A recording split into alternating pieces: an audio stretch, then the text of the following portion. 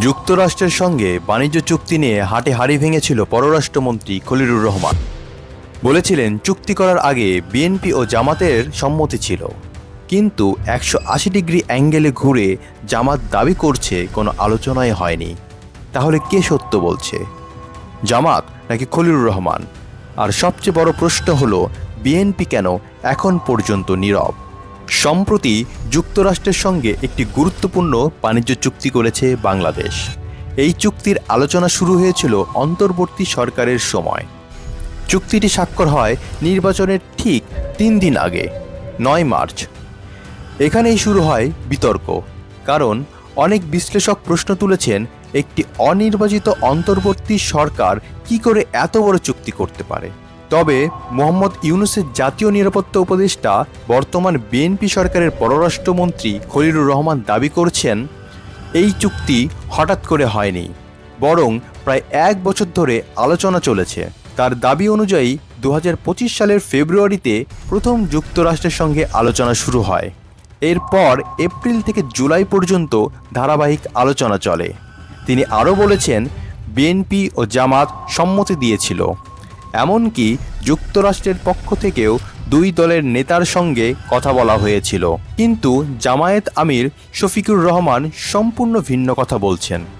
ফেসবুকে দেওয়া এক পোস্টে তিনি লিখেছেন, জামাত বারবার দাবি করেছিল যে সংসদ না থাকার কারণে গুরুত্বপূর্ণ জাতীয় ইস্যুতে রাজনৈতিক দলের সঙ্গে আলোচনা করা উচিত, কিন্তু অন্তর্বর্তী সরকার তাদের সেই দাবি আমলে নেয়নি।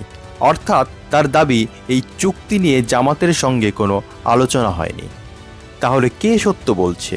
এখানে 3টি সম্ভাবনা থাকতে পারে। প্রথম, হয়তো আনুষ্ঠানিক আলোচনা হয়নি, কিন্তু অনানুষ্ঠানিক যোগাযোগ হয়েছিল। কূটনীতিতে প্রায়ই এমন হয়, সরকারি বৈঠক ছাড়াও বিভিন্ন পর্যায়ে মতামত নেওয়া হয়। খলিলুর রহমান হয়তো সেই যোগাযোগকেই সম্মতি হিসেবে উল্লেখ করেছেন। কিন্তু জামায়াতের মতে যদি আনুষ্ঠানিক আলোচনা না হয় তাহলে সেটাকে সম্মতি বলা যায় না। দ্বিতীয়ত, হয়তো যুক্তরাষ্ট্র সরাসরি দলগুলোর সঙ্গে যোগাযোগ করেছিল। খলিলুর রহমান যে কথাটা বলছেন, ইউএস স্টেট রিপ্রেজেন্টেটিভ 2 দলের নেতাদের সঙ্গে কথা বলেছেন। এটা যদি সত্য হয় তাহলে প্রশ্ন দাঁড়ায়, সেই আলোচনাটি রাজনৈতিক পর্যায়ে হয়েছিল নাকি কূটনৈতিক পর্যায়ে? কারণ রাজনৈতিক দল যদি এটাকে আনুষ্ঠানিক আলোচনার অংশ হিসেবে না দেখে তাহলে তারা সহজেই অস্বীকার করতে পারে। তৃতীয়ত, চুক্তি নিয়ে বর্তমানে রাজনৈতিক দূরত্ব তৈরি হয়েছে, অর্থাৎ তখন হয়তো কোনো পর্যায়ে আলোচনা হয়েছিল, কিন্তু এখন পরিস্থিতি বদলে যাওয়ায় কেউ সেই দায় নিতে চাইছে না। কারণ এই চুক্তি এখন সমালোচনার মুখে। সবচেয়ে বড় রহস্য হলো বিএনপি কেন চুপ? কারণ খলিলুর রহমান সরাসরি বলেছেন বিএনপিও এই চুক্তিতে সম্মতি দিয়েছিল, কিন্তু বিএনপি এখন পর্যন্ত স্পষ্ট কোনো প্রতিক্রিয়া দেয়নি। এই নীরবতার কয়েকটি কারণ থাকতে পারে। 1, বিএনপি হয়তো কূটনৈতিক কারণে সরাসরি বিরোধিতা করতে চাইছে না, কারণ চুক্তিটি যুক্তরাষ্ট্রের সঙ্গে, আর যুক্তরাষ্ট্র বাংলাদেশের রাজনীতিতে অত্যন্ত গুরুত্বপূর্ণ আন্তর্জাতিক শক্তি। 2, সত্যি যদি কোনো পর্যায়ে আলোচনা হয়ে থাকে তাহলে বিএনপি হয়তো সেটাকে অস্বীকার করতে চাইছে না, আবার প্রকাশ্যেও স্বীকার করতে চাইছে না, তাই তারা নীরবতা বেছে নিয়েছে। 3, বিএনপি হয়তো পরিস্থিতি পর্যবেক্ষণ করছে, যদি জনমত চুক্তির বিরুদ্ধে যায় তখন তারা অবস্থান বদলাতে পারে। বাংলাদেশের রাজনীতিতে প্রায়ই দেখা যায় একই ঘটনার 2 রকম ব্যাখ্যা। এই ক্ষেত্রেও ঠিক সেটাই হচ্ছে।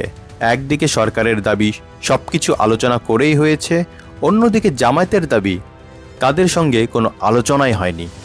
সত্যটা কি? সম্ভবত পুরো সত্য এখনও সামনে আসেনি। আর বিএনপি যতদিন নীরব থাকবে এই বিতর্ক ততদিন আরও ঘনীভূত হবে। আপনার কি মনে হয়, খলিলুর রহমান সত্য বলছেন নাকি শফিকুর রহমান? আর বিএনপির এই নীরবতার অর্থ কী? জানান আপনার মতামত। ভিডিওটি শেয়ার করুন, লাইক দিন, সম্ভব হলে চ্যানেলটি সাবস্ক্রাইব করুন। আর এতক্ষণ সঙ্গে থাকার জন্য ধন্যবাদ।